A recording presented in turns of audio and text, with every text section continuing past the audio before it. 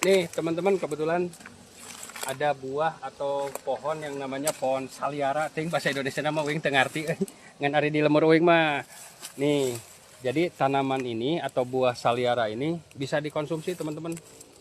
Bisa dikonsumsi. Jadi bisa sedikit mengurangi kerasa haus ya lah. Tapi aneh nggak?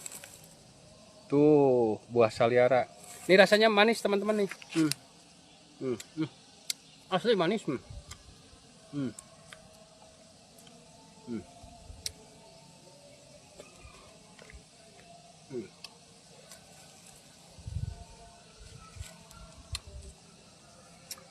Sayur oge nya, iya nya tanaman anak.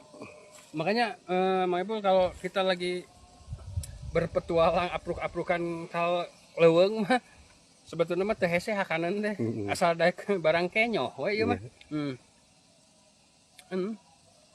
Rasa manisnya bisa mengurangi rasa haus. Cik nyobain ah. Cok.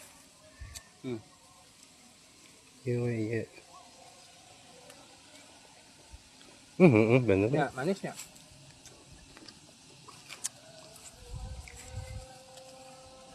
Ya, udah.